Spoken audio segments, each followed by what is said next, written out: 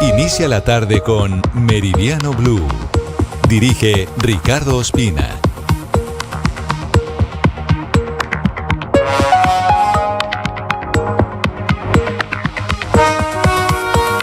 Es la 1:01 PM. Como siempre es un gusto saludarlos. Estamos en Meridiano Blue, comenzando semana. Hoy es lunes 20 de octubre.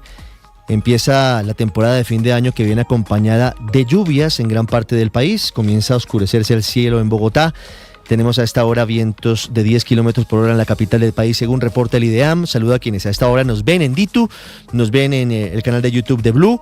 Ya voy a ir a Barranquilla porque hay alerta por una onda tropical que está creciendo muy cerca de las costas del Caribe colombiano. Pero comienzo hablando, doña Marcela Peña, buenas tardes. Buenas tardes. De los daños que se presentan en Amazon Web Service, que están afectando a millones de personas en Colombia, no solamente los servicios bancarios, también reuniones, por ejemplo, vía Zoom, vía Teams. Seguramente si usted ha tenido hoy inconvenientes, no se asuste, no es su teléfono, no es su computador, es por cuenta de esta falla global en el servicio en la nube de Amazon. ¿Qué sabemos del servicio bancario, Marcela? Pues sabemos, Ricardo, que por ejemplo en Bancolombia ya están funcionando todas las sucursales. Algunas de ellas se vieron afectadas por la caída de los servidores esta mañana. Sin embargo, continúan afectadas las aplicaciones. Así que si usted no ha podido entrar a la página web del banco o a la aplicación móvil, ya sabe por qué es. En Davivienda la situación es similar. No funciona la aplicación móvil. Si usted quiere gestionar su dinero, tiene que hacerlo directamente en cajeros electrónicos o puede utilizar la página web del banco. Esa está funcionando. En Banco Caja Social reportan también problemas e intermitencias con sus plataformas digitales. Lo mismo ocurre en Avevillas. Todos estos bancos se suman a Nequi, que ha reportado también problemas para sus usuarios en las transacciones, todo por cuenta de la caída de Amazon Web Services. También hay problemas en plataformas a nivel global, como por ejemplo Mercado Libre, Zoom, Teams, entre otros, lo que está afectando el normal desempeño de las tareas de oficina este lunes. Muy bien, Marcela, gracias. Estaremos ampliando en segundos cuál es la respuesta de Amazon para saber en qué momento se restablecen todos esos servicios. Este es un daño muy importante cuando estamos en el mundo digital. 1:03, hablamos ahora de la grave crisis diplomática entre Estados Unidos y Colombia. A esta hora avanza una reunión de gabinete liderada por el presidente Gustavo Petro, en la que se están evaluando las medidas luego de las afirmaciones del presidente de Estados Unidos, Donald Trump. El presidente Petro ha dicho que esta noche habrá Consejo de Ministros televisado para dar a conocer la respuesta oficial de Colombia. ¿Qué pasa a esta hora en la sede presidencial? Caterina Ávila.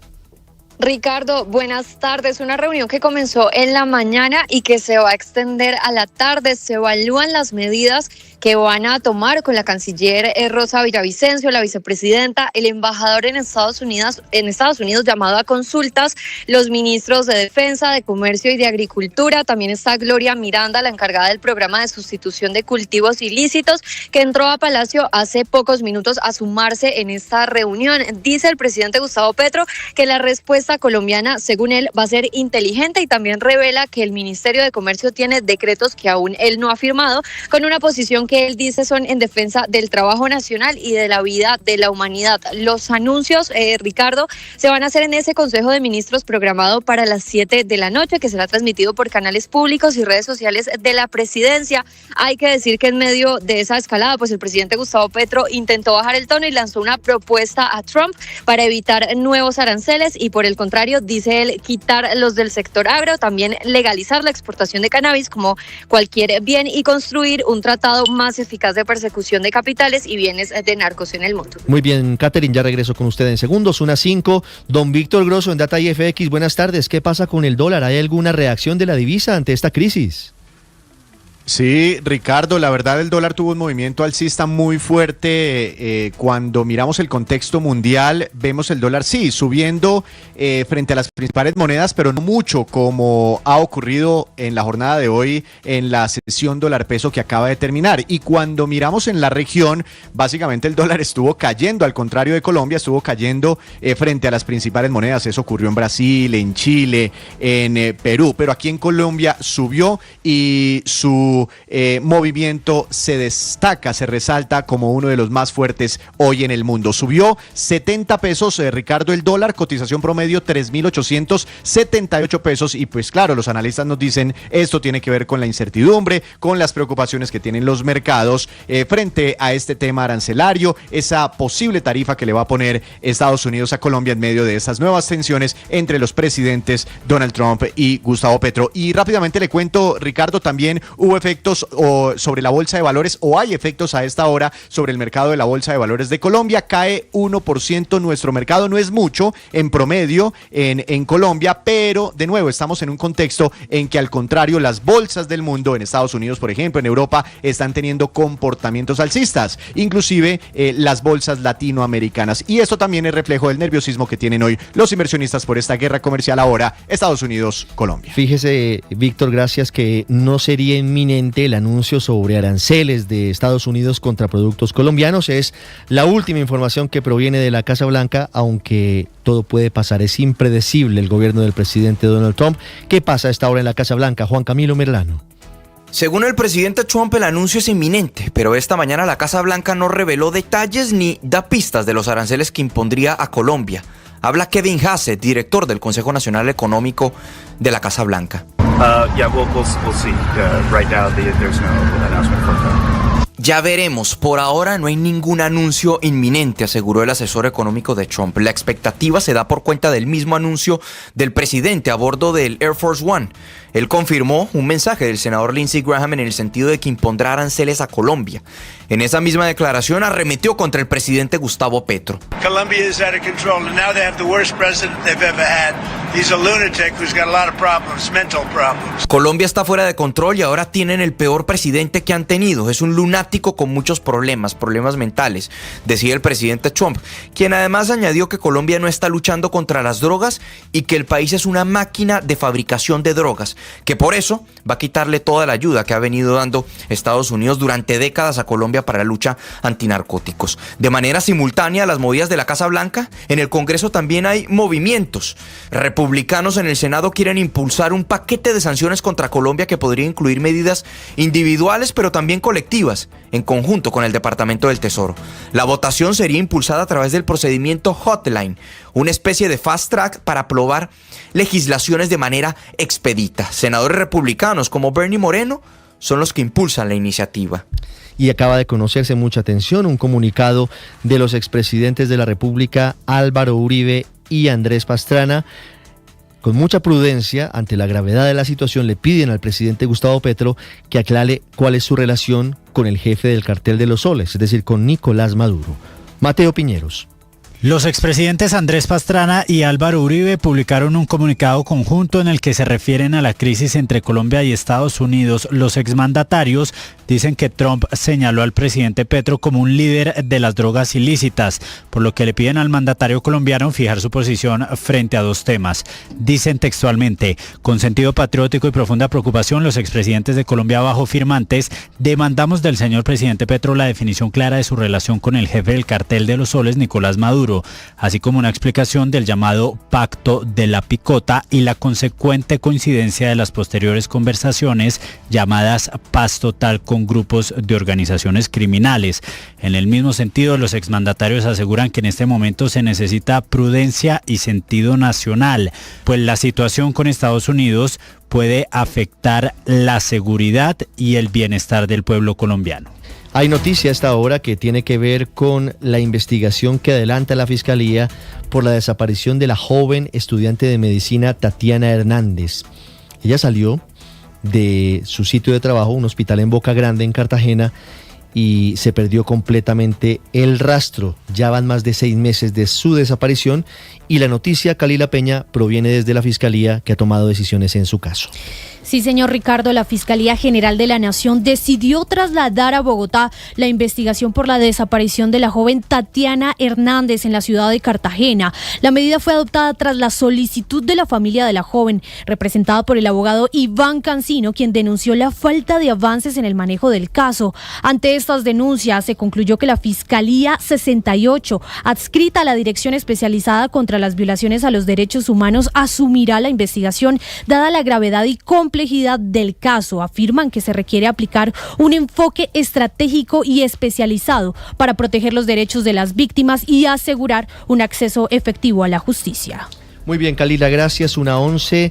Cambiamos de tema y hablamos de las investigaciones que ya asumió la Fiscalía para determinar la presunta infiltración del ELN en el autodenominado Congreso de los Pueblos, que estuvo durante una semana en la Universidad Nacional en Bogotá y que desde ese sitio dirigió el ataque violento que intentó contra la Embajada de Estados Unidos en Bogotá el pasado viernes. Ustedes ven ahí las imágenes de cómo con lanzas hirieron al menos a 4 policías. Hay novedades a esta hora porque la Secretaría de Seguridad avanza en la búsqueda de información que le entregará a la Fiscalía para que avance en estas investigaciones. Nicolás Rodríguez. Trabajo mancomunado, Ricardo, que se va a hacer con el esquema de seguridad de la Universidad Nacional y también con la Vicerrectoría, ya que confirman que definitivamente sí hay rastros de esta filtración, por lo menos del grupo del ELN al llamado Congreso de los Pueblos, que estuvo en el campus de la Universidad Nacional desde el pasado lunes. El secretario de Seguridad, César Restrepo, confirmó además que en ese tiempo de visibilización o de las marchas que tuvieron a lo largo de la semana pasada, evidenciaron formaciones y también algunos llamados a personas que estaban fuera de la ciudad y que asimismo es información que le van a entregar a la Fiscalía y que lo hacían definitivamente para desestabilizar el orden público en Bogotá. Esto menciona el secretario. Y voy a ir un poquito más allá. Lo que pasó la semana pasada no es eventual, no es fortuito, no es el resultado de una calentura. Nosotros estuvimos observando claramente durante los 5 días el comportamiento de líderes, organizaciones y movimientos. Y claramente aquí había un plan estructurado de desestabilización. Un plan estructurado de desestabilización que lo van a hacer en varias ciudades, que lo van a hacer Ricardo, progresivamente y frente al cual el rector de la Universidad Nacional, Leopoldo Múnera, publicó un comunicado rechazando lo sucedido y además dice que las amenazas con artefactos explosivos son contra la ciudad universitaria y que además ponen en riesgo las personas que están dentro de estas mismas. Rechaza la presencia de encapuchados que además están ejerciendo control de la representación estudiantil y por eso la División de Vigilancia debe asumir la responsabilidad en este momento. Hace minutos a propósito se conoció un comunicado del rector de la Universidad Nacional, Leopoldo Múnera, y del cuerpo directivo, comunicado en el que rechaza la violencia, rechaza el uso del campus como escenario para ese tipo de hechos, pero también siembra algunas críticas en torno a la actuación de autoridades. Un llamativo comunicado en este contexto. 1:13, hablando del ELN, hay otra alerta de la Defensoría del Pueblo por lo que está haciendo ese grupo criminal en Arauca y en Boyacá, en los límites realmente en el municipio de Cúbara. Cristian Correa. Buenas tardes. La Defensoría del Pueblo está emitiendo una nueva alerta temprana en referencia a la agudización del conflicto armado y el aumento de riesgos para la población civil en los municipios de Arauca, Arauquita, Saravena, Fortul, Tame, Puerto Rondón, Carabobo Norte y Cúbara en Boyacá. La entidad emitió esta alerta temprana para advertir a las autoridades nacionales y locales sobre la necesidad de adoptar medidas urgentes de prevención y protección ante la persistencia de enfrentamientos y amenazas. Precisamente es la población civil la que está reclamando estas acciones inmediatas por parte del gobierno nacional.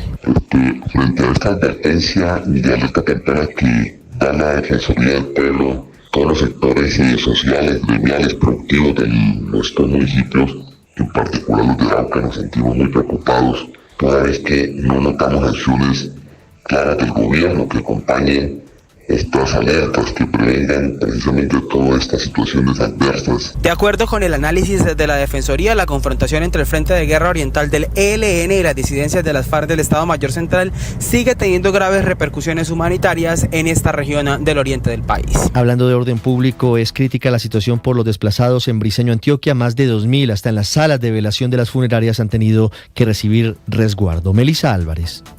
Ricardo, así es, la crisis humanitaria en el norte de Antioquia empeora, pues pasó de 200 desplazados a 2.081 en las últimas horas, pues estos abandonaron sus viviendas y llegaron al casco urbano por las intimidaciones de las disidencias del Frente 36 de las FARC, quienes incluso los multarán si no siguen la orden, lo que les han dicho el alcalde de Briceño, Noé Espinosa. Todavía no sabríamos decir cuántos más van a venir y lo peor aún, no sabemos cuánto tiempo van a permanecer las comunidades aquí en la zona urbana, porque desde que no haya esa seguridad en el campo, la presencia. Por ahora las familias están siendo albergadas en el salón comunal, el parque educativo y hasta la sala de velación. El mandatario le pidió al gobierno nacional más policías, pues esa localidad solo tiene 15.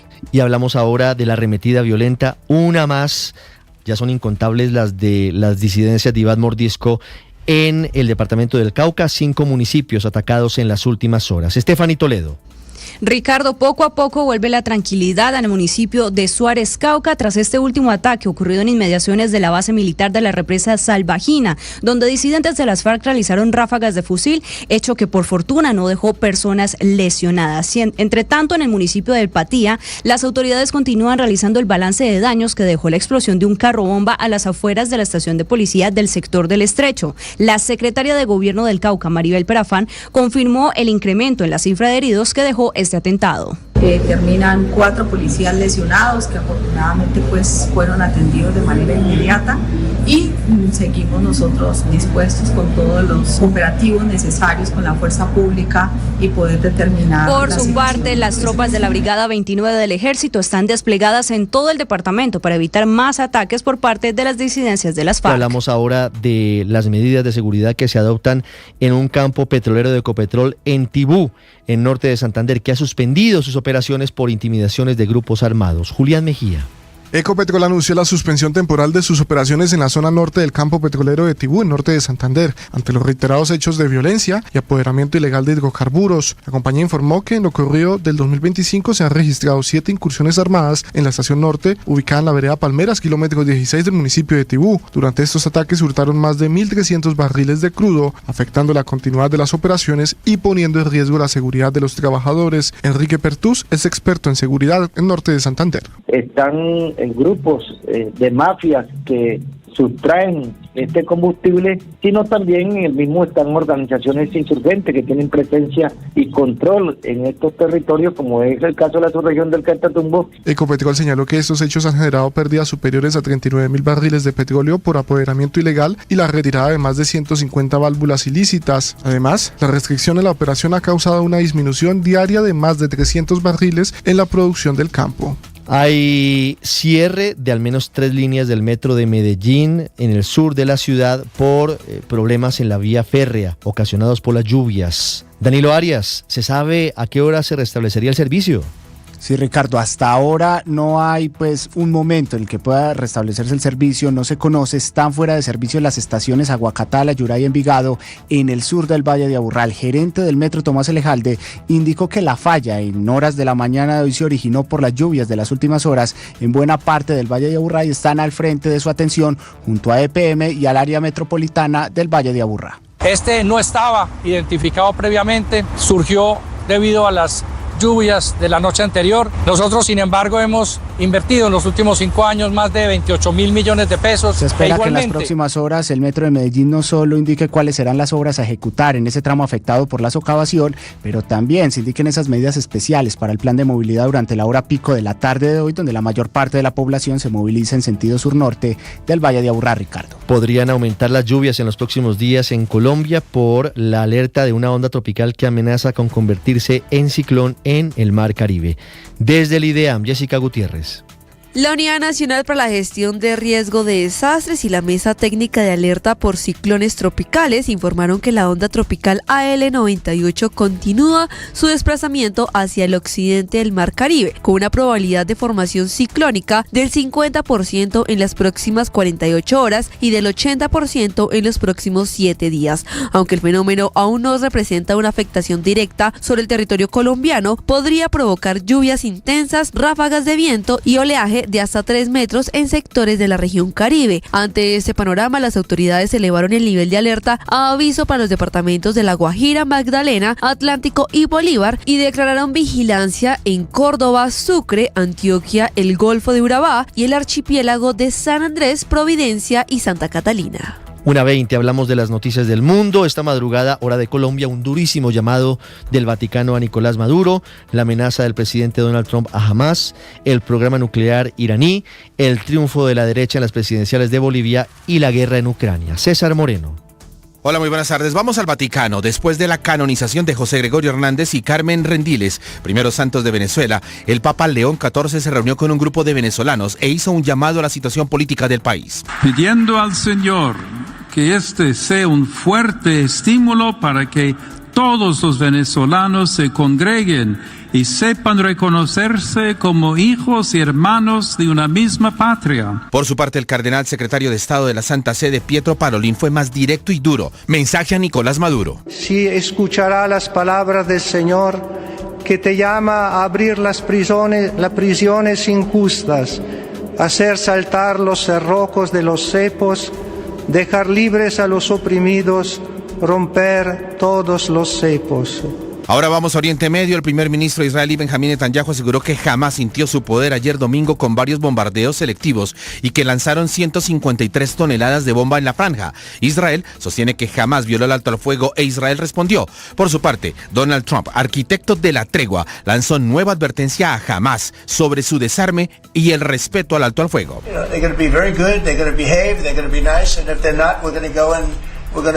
Eradicate them if we have to. They'll be eradicated. Se comportarán y serán amables, si no, los vamos a erradicar. También las brigadas de Al-Qassam, brazo armado de Hamás, anunciaron que esta noche van a entregar el cadáver de otro rehén a la Cruz Roja. También allí en la zona, el líder supremo de Irán, el Ayatollah Ali Khamenei, le dijo al presidente Trump que está soñando si cree que Estados Unidos destruyó las instalaciones nucleares de la República Islámica con sus ataques aéreos en junio pasado.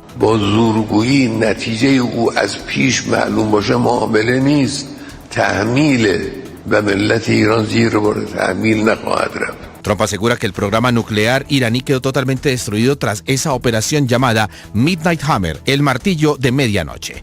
Rodrigo Paz Pereira, del Partido Demócrata Cristiano de centro derecha, es el nuevo presidente de Bolivia y abre una nueva época en ese país tras 20 años de gobiernos de izquierda del movimiento al socialismo más. Porque cuanto más fuerte sea nuestra democracia, más certidumbre, más tranquilidad en el pueblo boliviano y a su vez también más tranquilidad en el contexto internacional. Sus grandes retos serán la seguridad, la estabilidad política, la economía y, por supuesto, la oposición radical de Evo Morales. Y por último, los jefes de la diplomacia de Rusia, Sergei Lavrov, y Estados Unidos, Marco Rubio, tuvieron una primera reunión telefónica preparatoria para la cumbre que reunirá en un par de semanas en Budapest, esto es en Hungría, a los presidentes de ambos países, el ruso Vladimir Putin y el estadounidense Donald Trump. El objetivo de toda esta movida diplomática, acabar con la guerra en Ucrania. Muy bien, César, gracias. 1:23, el Abrebocas Deportivo. Octavio, buenas tardes, con la continuación de la fecha del fútbol colombiano este lunes. Hola Richie, con las buenas tardes y el saludo para todos. Precisamente hablaremos de eso, del fútbol colombiano, tanto en primera como en segunda división, también lo que va a suceder en Europa, porque varias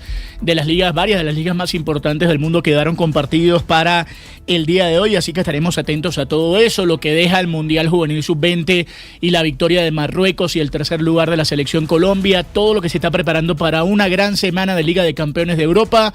Por supuesto, todos los detalles acá en Minutos en los Deportes en Meridiano Blue.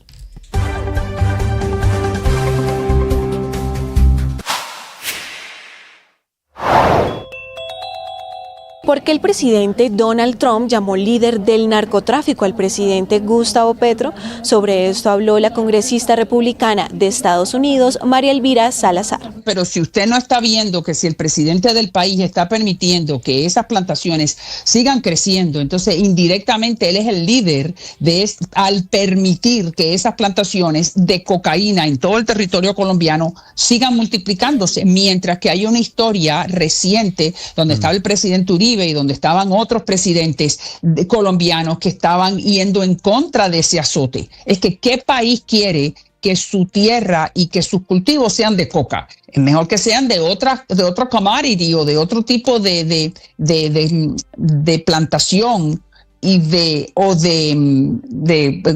cosecha que sea beneficioso en el mercado internacional, ¿no? Estar en la producción de coca no es un buen negocio para el país como tal. Será bueno para los narcotraficantes, pero es que y ahí estamos viendo el mejor ejemplo de Venezuela. Para este y más contenido, suscríbase a nuestro canal de YouTube. En Blue le ponemos cara a la radio.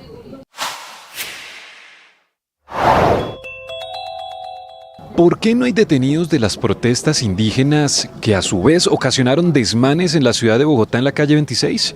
Esto fue lo que respondió César Restrepo, secretario de Seguridad en Mañanas Blue. La orden del señor alcalde Galán cada que ocurren actos de violencia y destrucción es la aplicación de la fuerza en el marco de los reglamentos que habilitan hacer ese ejercicio y en eso llegar a las capturas. Ya el ejercicio de materializar capturas depende de cómo se dan las condiciones en el terreno y cómo las fuerzas de seguridad pueden acceder a tomar estas personas y presentarlas ante los fiscales para la judicialización.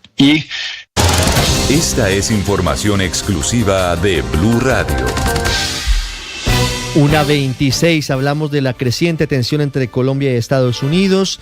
El motivo, el florero de Llorente en las últimas horas han sido los bombardeos de la Marina de Estados Unidos a embarcaciones que aparentemente llevaban cocaína rumbo a territorio norteamericano. El fin de semana llegó al país un colombiano deportado que sobrevivió al bombardeo estadounidense contra un narcosubmarino que, según dijo el secretario de Guerra estadounidense, sería de propiedad del ELN. Tenemos novedades, se recupera satisfactoriamente en un hospital en el suroccidente de Bogotá de las lesiones recibidas. Felipe García. Blue Radio conoció que Jonathan Obando Pérez, el colombiano repatriado de 34 años por el gobierno de los Estados Unidos tras sobrevivir a un operativo contra un submarino que presuntamente transportaba drogas y otras sustancias en aguas del Caribe, recibe atención médica en el hospital de Kennedy en el sur de Bogotá debido a la gravedad de sus heridas. Al ingresar al país presentaba un trauma cráneoencefálico severo y permanecía sedado y conectado a un respirador mecánico, por lo que personal de Migración colombiano pudo realizar el procedimiento de identificación dactilar. Según el reporte médico más reciente conocido por Blue Radio, el paciente recibió atención prioritaria por parte de un equipo médico multidisciplinario. Los especialistas diagnosticaron fractura en la base del cráneo y en la órbita ocular, además de lesiones intracerebrales, aunque sin signos de riesgo vital inminente. Tras las primeras horas de atención, Obando Pérez mostró signos de mejoría clínica. Los médicos lograron retirarle la asistencia respiratoria, aunque todavía permanece bajo estricta observación en una unidad especializada. El hospital no ha entregado comunicados oficiales, pero se espera que en las próximas horas se conozca una nueva información sobre su estado de salud. Muy bien, Felipe, gracias. 1:28, hablamos de la preocupación y de la incertidumbre, Marcela, que marcan el panorama hoy para los empresarios colombianos en medio de esta nueva crisis con Estados Unidos. Los gremios están pidiéndole al gobierno que busque una salida diplomática en medio del riesgo que implicaría un aumento de los aranceles. Pues Ricardo, es que Colombia tiene más que perder que Estados Unidos en esta pelea diplomática, es lo que dicen empresarios como David Vélez, el CEO de NU. Hasta los transportadores de carga de Fedetranscarga le están pidiendo al gobierno poner el interés superior de la nación por encima de cualquier otra consideración y tener en cuenta que lo que está en juego aquí es la relación comercial más importante que tiene este país. En el mismo sentido, habló el presidente de Analdex, Javier Díaz. Nosotros no compartimos el que estas sanciones se impongan porque ello fortalece la economía ilegal. Golpea la economía formal, pero fortalece la economía ilegal. Y es que la economía formal está muy ligada a lo que pasa en Estados Unidos. En lo corrido del año hasta el mes de agosto, Estados Unidos sigue siendo nuestro principal comprador. Cerca del 30% de nuestras exportaciones van a ese país, con 9.898 millones de dólares. Además, Colombia ha sido históricamente el principal receptor de ayuda de recursos para combatir el narcotráfico en el hemisferio occidental. Y por eso, Marcela, en medio de esta incertidumbre, también se pronuncia el sector de los comerciantes. Laura Olarte. Ricardo, así es, FENALCO mencionó que las consecuencias son graves. En este caso, como lo mencionaba hace un momento, Marcela, Estados Unidos representa cerca del 30% de las exportaciones colombianas. Además, los productos como flores, café, banano, cacao, ya habían consolidado su presencia en este mercado, generando ingresos superiores a los 1.500 millones de dólares anuales. Jaime Alberto Cabal, presidente de FENALCO. Los Paganinis vamos a ser los trabajadores y empresarios de Colombia si Estados Unidos promueve una política de incremento de aranceles. Recordemos que más del 30% de las exportaciones colombianas van a ese país como principal socio comercial. Hablamos con Corpojas, que expresó su profunda preocupación frente a este panorama de tensión diplomática. Mencionaron que varias son las afectaciones para este gremio aguacatejas. Por un lado, se disminuiría el porcentaje de toneladas que se pueden enviar de este mercado, afectando por supuesto también la competitividad con otros países. Hablamos específicamente de Perú y Chile, que son competencias directas de Colombia. A causa de esto también se podría presentar pérdidas en los aguacates Hass debido a que no se pueden ubicar en otro destino. Y como tercera consecuencia, a causa de estas pérdidas de materia prima, también se disminuirán los ingresos para los productores y exportadores y también para las más de 250,000 familias que dependen de este gremio. La aplicación de esa tarifa del 10% ha tenido un impacto directo en la disminución del precio del aguacate Hass colombiano desde el segundo trimestre de este año. Y este impacto pues claramente golpea de manera directa a los productores. Así lo mencionó Catherine Mejía, presidenta ejecutiva de Corpojas, mencionando que el gremio vive un panorama que ya es crudo. Por el momento el sector del comercio mantiene las esperanzas de que se presente alguna oportunidad de establecer algún acuerdo comercial. 1:31, hay una parte del mensaje en sus redes sociales del presidente Trump de este domingo que no se ha especificado de cómo sería el recorte en las ayudas para Colombia en lucha contra el narcotráfico. Ojo, porque esto afectaría recursos clave para la inteligencia de las Fuerzas Armadas de Colombia, para la interdicción de cargamentos de droga y para operaciones clave de la fuerza pública de nuestro país. Felipe, regreso con usted.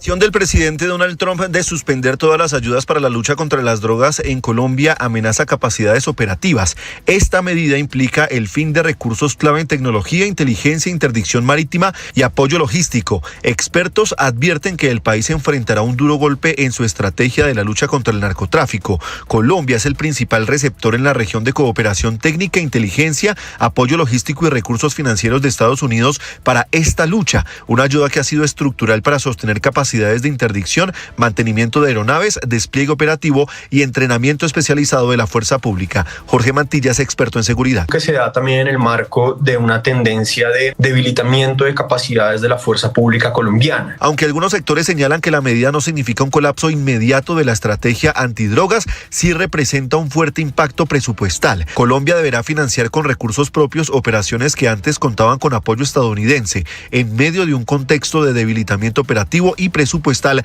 de las fuerzas de seguridad y defensa. Alejandro Marañón es experto en seguridad. La cooperación con los Estados Unidos ha sido un componente estructural de la política de seguridad colombiana. No se trata aquí solo de recursos financieros, sino de inteligencia, de tecnología, de capacitación y apoyo logístico. El gobierno deberá evaluar ahora mecanismos alternativos para sostener sus estrategias antidrogas, mientras expertos advierten que sin estos recursos el país enfrentará mayores retos para mantener la efectividad de sus operaciones contra el crimen organizado transnacional. Felipe, gracias. Y en la Comisión de Relaciones Exteriores del Congreso hay opiniones divididas frente a esta crisis diplomática, mientras que el pacto histórico respalda al presidente Gustavo Petro, otros sectores lo están responsabilizando de lo que pasa hoy. Miguel Cardosa.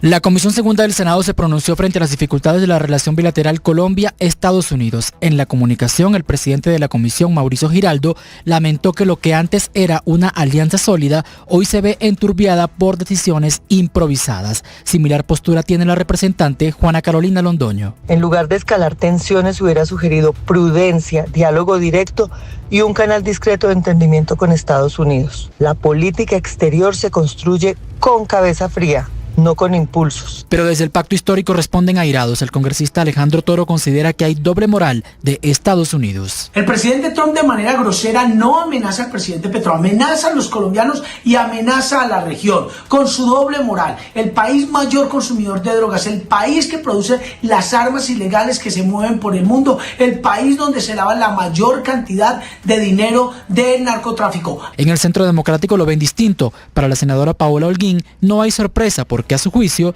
Petro ha tenido posturas de complicidad con el narcotráfico. Es claro que desde el comienzo del gobierno el manejo de relaciones internacionales ha estado guiado por el parámetro de afinidad ideológica que raya en complicidad criminal, ignorando los intereses superiores de Colombia. Mientras la situación escala, el tema es tratado en el alto nivel del gobierno y por ahora no se conoce de citación en las comisiones de relaciones internacionales. ¿Qué dice el alcalde de Cali sobre esta crisis diplomática entre Estados Unidos y Colombia, Hugo Mario Palomar?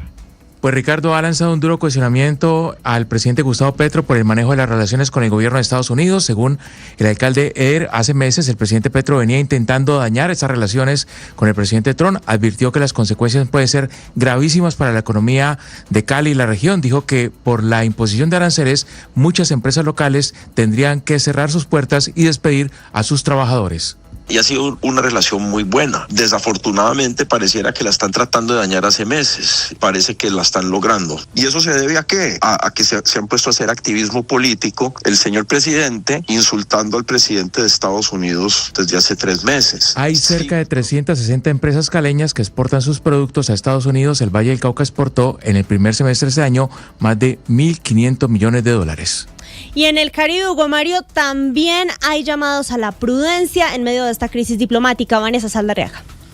Sí, Marcela, le cuento que es que además desde el puerto de Barranquilla, cerca del 14% de lo que se exporta tiene como destino Estados Unidos. Y aunque esta cifra podría parecer muy pequeña, en realidad se trata de industria extractiva que recibe millonarios ingresos a partir de estas actividades comerciales que se tiene con el país del norte y que por lo menos mueven por año cerca de 100 millones de toneladas. Lo que dice Lucas Ariza, quien es el presidente de Asoportuaria, es que Estados Unidos es un socio comercial clave y que se debe manejar la prudencia y la diplomacia en estos momentos. Con Estados Unidos tenemos toda la posibilidad de crecer nuestro comercio, de generar más empresas o de atraer más, venderle a ese país por la posición que tenemos, por las ventajas logísticas. Y es que al tratarse de exportaciones de industria no extractiva, esto representa miles de empleos que actualmente se están generando en Barranquilla, por ejemplo, para la producción de vidrios y también de otros elementos que viajan en barcos hacia Estados Unidos cada día.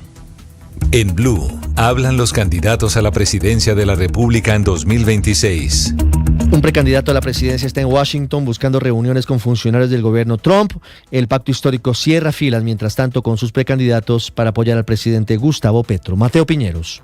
Los precandidatos presidenciales Mauricio Cárdenas y David Luna le enviaron una carta al presidente Donald Trump en la que aseguran que la paz total es un fracaso, pero también le piden a él no responder a lo que llaman una provocación de Petro, a quien califican como un presidente impopular. Otra es la posición del senador y precandidato del pacto histórico Iván Cepeda. Nuestro gobierno debería solicitar ante la sección jurídica de la Organización de Estados Americanos una opinión consultiva sobre el uso de la fuerza que está haciendo el gobierno de Estados Unidos en la región para mostrar cómo es totalmente incompatible con el derecho internacional y intercambiar con los presidentes de la región una posición colectiva frente a lo que está ocurriendo. Por su parte, el senador y precandidato conservador Efraín Cepeda asegura que Petro está jugando con candela. Sumidos en la peor crisis de la historia en 200 años de relaciones con Norteamérica, destruyó la confianza con los Estados Unidos, porque ha sido permisivo con los grupos armados que han venido creciendo en tamaño, que han venido creciendo en narcotráfico, que envían la droga a través de Venezuela. Y el precandidato Juan Daniel Oviedo pidió un trámite institucional a esta situación. El problema del narcotráfico, que une también a Colombia y a los Estados Unidos, no se puede resolver por trinas o asumiendo que el narcotráfico es una enfermedad que se puede curar desde los Estados Unidos. Por su parte, el precandidato Juan Carlos Pinzón, quien fue embajador en Estados Unidos, se encuentra en Washington buscando reuniones con funcionarios del Departamento de Estado y congresistas de ese país para hallar una salida a la crisis.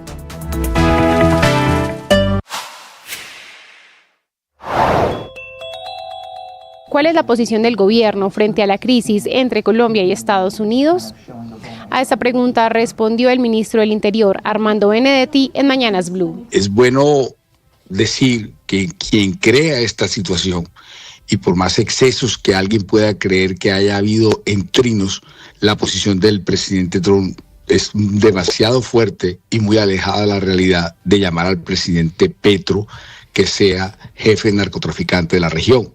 Es el presidente más poderoso del planeta Tierra, del país donde más se consume cocaína, que le dice al presidente del país donde más muertos de la fuerza pública y de las fuerzas militares y de la policía han muerto por esa guerra contra el narcotráfico y donde más ha incautado cocaína en el mundo.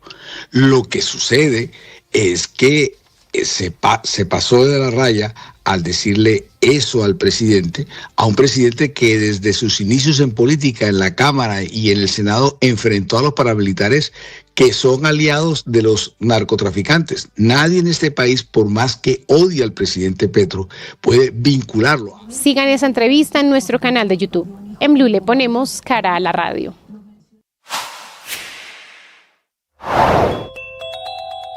¿Existe la posibilidad de una intervención militar a Colombia por parte de Estados Unidos en la lucha antidrogas?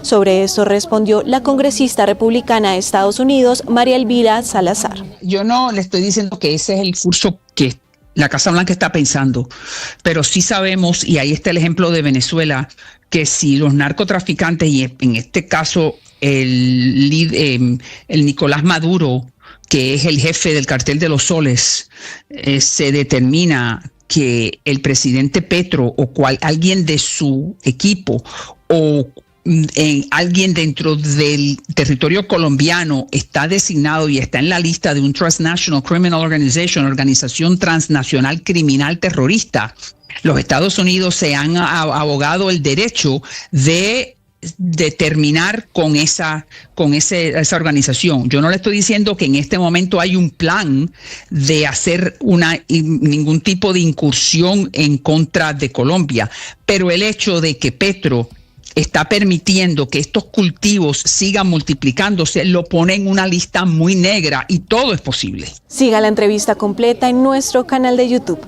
En Blue le ponemos cara a la radio. Las actividades de control al narcotráfico que el ejército de Estados Unidos adelanta en aguas del Mar Caribe ya completa 3 ataques en lo que embarcaciones colombianas se han visto involucradas. Pero hablemos de la primera operación que se dio el pasado 15 de septiembre en una ubicación cercana entre aguas venezolanas y colombianas. En esta habría muerto Alejandro Andrés Carnaza Medina, conocido como Coroncoro, un ciudadano oriundo de Santa Marta quien había partido. Todos los deportes, fútbol, ciclismo, béisbol, baloncesto, automóvil, todos en Meridiano Blue. Y arrancamos este día lunes hablando de fútbol, porque a partir de las 6 de la tarde se van a jugar 2 partidos del torneo clausura. Evidentemente estamos todos atentos a cómo van a ser los resultados y a cómo va a ser el desarrollo de una semana que va a tener mucho fútbol colombiano y que va a arrancar también con la Liga de Campeones de Europa, porque se está definiendo además los 8 lugares que van a tener los cuadrangulares finales del fútbol en Colombia. Y hay mucho movimiento de posiciones, van y bajan unos equipos, suben otros, así que hoy estaremos muy atentos a eso. A las 6 de la tarde en Bogotá van a jugar La Equidad frente al Deportes Tolima, y a las 8:10 de la noche Independiente Medellín frente a Independiente Santa Fe. Gran partido ese el día de hoy a las 8 de la noche. Por ahora y solo por ahora los 8 primeros de la tabla son Junior, Bucaramanga, Medellín, Nacional, Fortaleza, Llaneros, Tolima e Independiente Santa Fe. Y muy cerquita de esos 8 están Águilas Doradas de Río Negro, América de Cali, Alianza y el Deportivo Cali. Un poco más atrás, Once Caldas, Pereira, también Unión Magdalena luego de las victorias del fin de semana. Millonarios está en el puesto número 16, Envigado, Pasto, Boyacá y La Equidad está en el último lugar con 11 puntos a 10 puntos de ese 8º lugar de la tabla de posiciones. También el día de hoy se van a jugar 3 partidos que tienen que ver con la segunda división del fútbol en Colombia. También estaremos atentos a esos duelos, y también se van a jugar partidos en Argentina y en Europa. En Argentina a las 5 de la tarde Tigre Barracas, Riestra de Instituto de Córdoba. A las 7:15 de la noche Atlético Tucumán frente a San Lorenzo de Almagro, el equipo de Juan José Buscali. A la 1:45, es decir, en un minuto van a jugar Cremonese y Udinese en el fútbol italiano.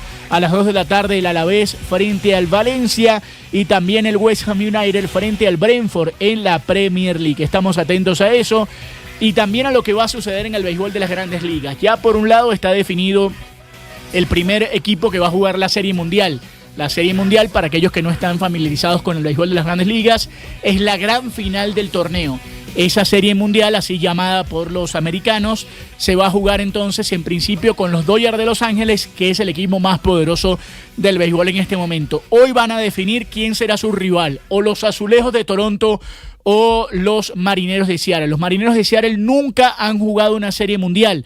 Los Azulejos de Toronto, el equipo canadiense, tienen 2 títulos en su haber. Esta noche la serie está igualada 3-3. Esta noche van a jugar esos 2 equipos para ver quién jugará la serie mundial del béisbol de las Grandes Ligas. Ya quedó eliminado los Cerveceros de Milwaukee y el colombiano José Quintana. Lamentablemente el colombiano perdió el último partido que le daba la posibilidad de clasificarse a la serie mundial, así que estaremos atentos también a esos detalles. Semana previa de Liga de Campeones de Europa, de mucho movimiento, de Champions, de mucho movimiento que hay alrededor. Obviamente estaremos atentos a la selección Colombia femenil sub-17 que debutó este fin de semana en el torneo mundial de Marruecos y que perdió 4-0 frente a España, pero estamos atentos a todo el desempeño y a todos los deportes acá en Meridiano Blue.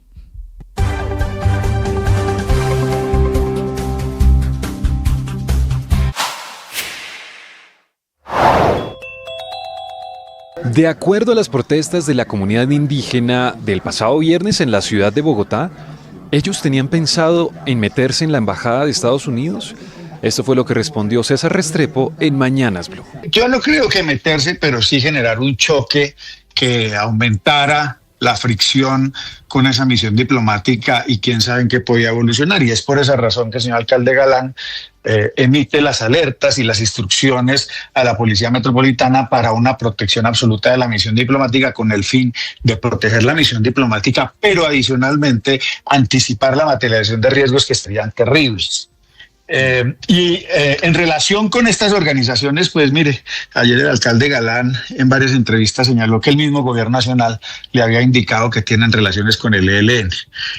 Y voy a ir un poquito más allá, Néstor. Sí, lo que pasó la semana pasada no es eventual, no es fortuito, no es el resultado de una calentura.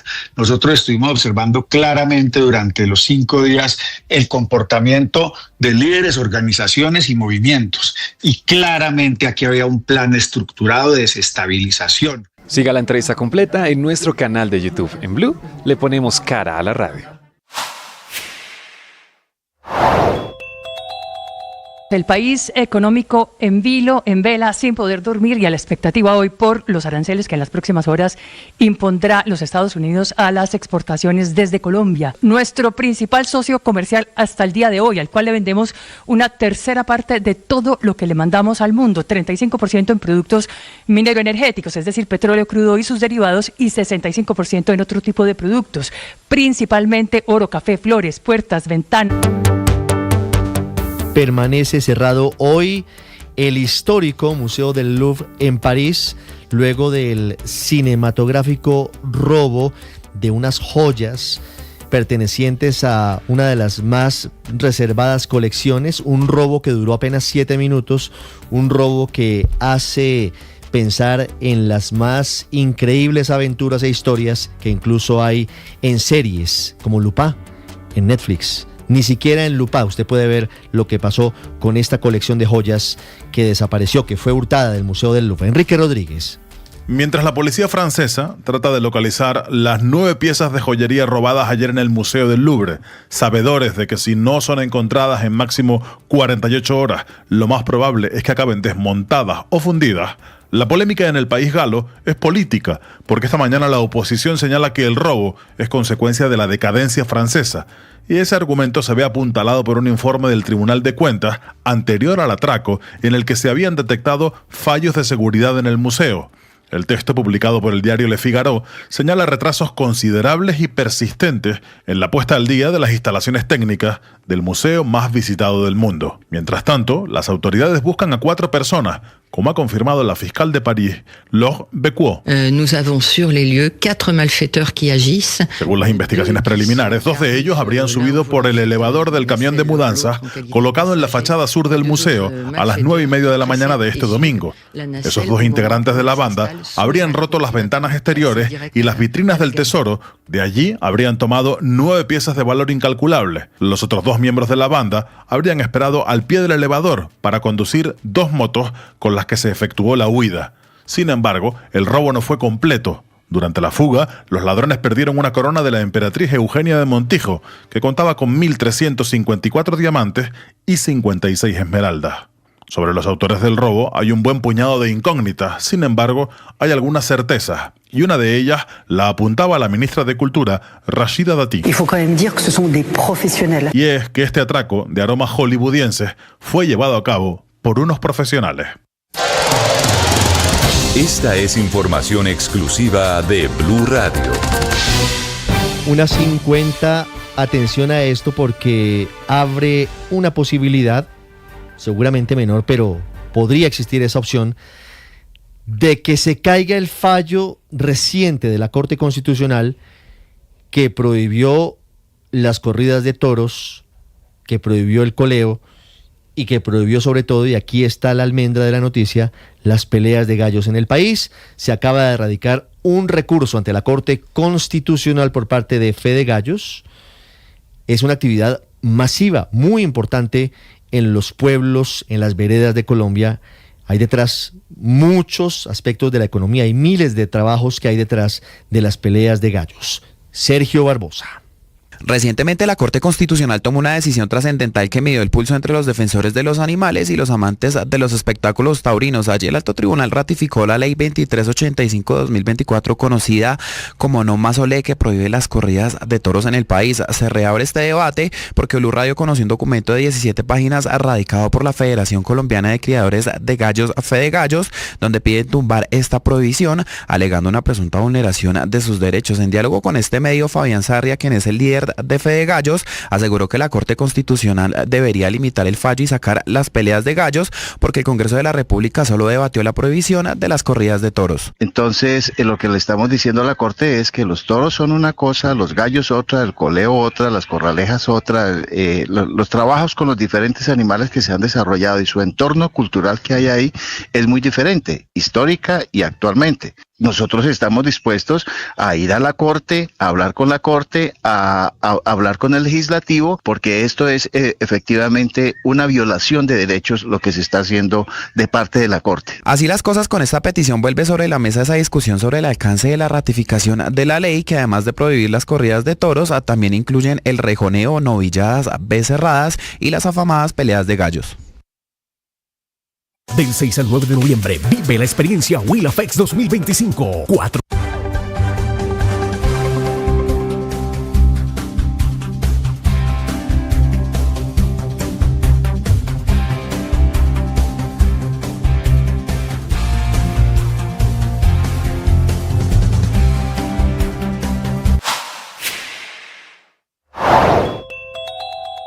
Este año van 2.755 protestas, plantones o movilizaciones en Bogotá, datos de la Secretaría de Gobierno que incluyen las protestas y el vandalismo del viernes pasado, la de la Universidad Nacional y la de la Embajada de Estados Unidos en Colombia, donde bárbaros lanzaron flechas a la policía e hirieron a 4 policías en la cara, en las piernas, en el abdomen y en las manos. Y como es clara la estrategia de caos y de desestabilizar la capital del país, el alcalde Carlos Fernando Galán anunció esa denuncia penal ante la Fiscalía, buscando a los responsables de la violencia en las protestas. Una denuncia presentada.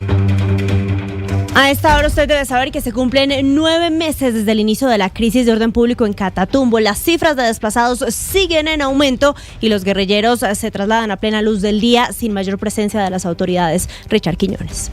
La tragedia más compleja del Catatumbo la vivieron cerca de 82.000 desplazados que en enero llegaron a Cúcuta buscando atención humanitaria. La imagen de las carpas, los estadios y las familias recibiendo mercados, además de atención médica, luego de huir del ruido de las balas, terminó en la frontera donde la ciudad asumió la principal carga económica. Leandro Ugarte es secretario de Posconflicto y Cultura de Paz de Cúcuta. Las cifras superaron los 15.000 millones de pesos, 15.000 millones de pesos que salen del municipio de Cúcuta, que fueron gestionados o que fueron puestos a disposición de las víctimas y que fueron pagados en hoteles, en alojamientos, en albergues, en alimentación, en mercados. En esta ciudad se atendieron aproximadamente 40.654 desplazados, mientras que en el municipio de Tibú se recibieron 11.000 personas. Richard Claro, alcalde de Tibú. Tanto así que se han ocurrido más de 54 minutos 16... hablando de esto, Marcela, de lo que está pasando en el Catatumbo. Vamos a hablar ahora de lo que ocurre con el caso de las chuzadas a Marelvis Mesa, la niñera de la ex canciller Laura Sarabia, porque hay 2 condenados por la justicia colombiana, Carlos Correa y el patrullero John Freddy Morales. Cali La Peña. Sí, señora, el juzgado 53 penal de conocimiento de Bogotá condenó al capitán Carlos Andrés Correa y el patrullero John Freddy Morales por haber presentado informes y elementos materiales probatorios falsos que hicieron incurrir en error a fiscales y jueces, quienes finalmente autorizaron las interceptaciones ilegales de las comunicaciones de Marelvis Mesa y Fabiola Perea en el caso chuzadas a las trabajadoras de la embajadora de Colombia ante el Reino Unido, Laura Sarabia. Esto dijo la juez. Mientras los formatos y el informe de campo presentaban a 2 mujeres como integrantes de una estructura armada, la realidad evidenció que en juicio que eran trabajadoras dedicadas a oficios ordinarios en Bogotá y Soacha completamente ajenas. La salud de los colombianos en cuidados intensivos. Blue Radio informa. Antes del blog deportivo les hablamos del seguimiento que le hacemos al caso de los pacientes con enfermedades huérfanas o raras que aseguran que, contrario a lo que afirma el gobierno, el acceso a tratamientos, medicamentos y atención médica ha disminuido durante la actual administración, lo que ha deteriorado su calidad de vida. Jessica Gutiérrez. Pacientes con enfermedades huérfanas denunciaron que lejos de mejorar el acceso a tratamientos, medicamentos y atención médica, se ha deteriorado durante el actual gobierno, pues según voceros del sector que hablaron con Blue Radio, lo único que ha disminuido es la posibilidad de acceder a los servicios de salud, lo que no solo afecta la calidad de vida de los pacientes, sino que a mediano plazo incrementa los costos que deben asumir las EPS y sus familias. Lo que ha bajado es la posibilidad de acceder a tratamientos, atención médica, recibo de medicamentos por parte de la EPS. Los pacientes insisten en que las estadísticas deben ser revisadas con rigor y que el debate no puede centrarse solo en los números.